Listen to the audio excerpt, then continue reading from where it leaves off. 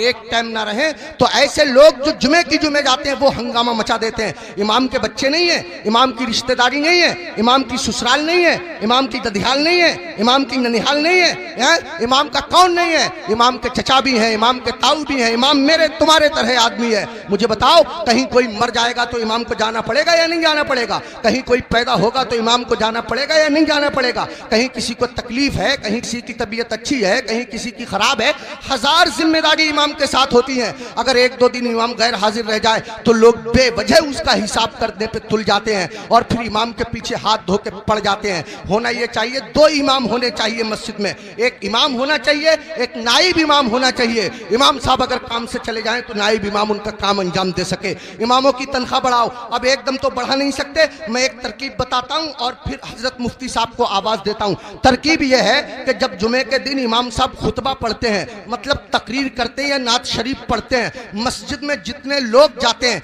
अगर सिर्फ 10-10 रुपए से इमाम साहब का मुसाफा कर देंगे तो कसम खुदा की आपके पास से 10 रुपए जाएंगे, मेरी मस्जिद के इमाम साहब के पास हजारों रुपए इकट्ठे हो जाएंगे। इमाम साहब के बच्चे खाएंगे, उनके दिल से दुआ निकलेगी। देखो, अगर इमामों की तनख्वाह कम होती है तो नमाजें खराब होती हैं। आप कहेंगे कैसे? मैं बताता हूं आपको। इमाम साहब की तनख्वाह 4000, बीबी की दवा चल रही है 3000 रुपया महीना की, 100 रुपया रोज उसकी बीबी की दवा चलती है। अब कितने रुपए बच्चे उसके पास? 1000। उसमें गैस सिलेंडर भी है, उसमें तेल भी है, उसमें नमक मिर्च भी है, उसमें दालचीनी पत्ती भी है, सब दुनिया भर के खर्चे। आप गौर कीजिए, अब इमाम साहब मस्जिद के मुसल्ले पे खड़े हैं, नियत बांधे हुए नमाज की, अब पढ़ रहे हैं सुब्हानक अल्लाहुम्मा व बिहम्दिका व तबारक अस्मुका व तआला जद्दुक व ला इलाहा गैरुक। अब सुबहाना जब खत्म हुआ तो इमाम साहब मन मन में सोच रहे हैं, यार कोई मर भी तो नहीं रहा है, 40वां हो जाता, कुछ रुपए मिलते, खर्चा चल जाता, यार किसी की शादी भी तो नहीं हो रही है, निकाह पढ़ाने के लिए मिल जाता। इमाम साहब खड़े हैं मुसल्ले पे, सोच रहे हैं, पढ़ रहे हैं 40वां, खड़े हैं मुसल्ले पे, पढ़ा रहे हैं निकाह। कसम खुदा की अगर तुम लोगों ने अपने इमाम की तनख्वाहें माकूल रखी होती तो तुम्हारा इमाम जहां होता इमाम की नीयत भी वही होती, तुम्हारा इमाम जहां होता इमाम का दिल भी वही होता,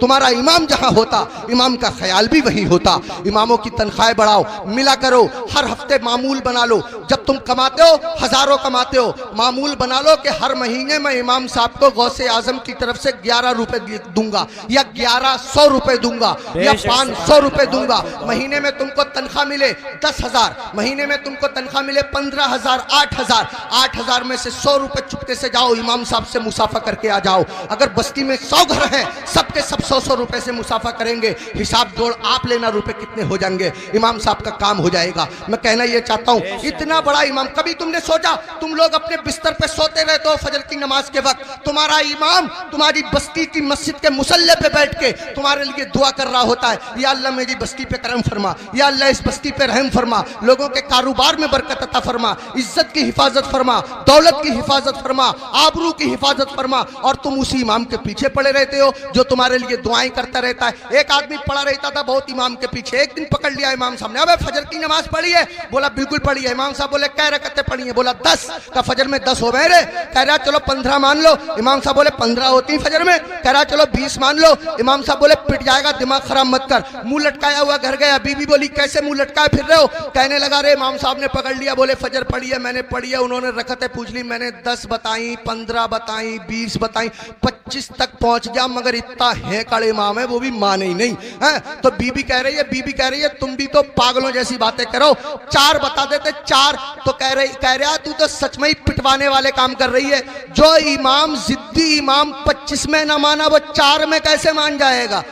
25 में माना नहीं, 4 में मान जाएगा। पिटवाने वाले काम कर रही है। इमामों के करीब आओ, इमामों का ख्याल रखो। जब खाना खाने बैठा करो इमाम को फोन कर लिया करो, हजरत खाना खाया नहीं खाया, आया नहीं आया, अगर आया तो क्या आया।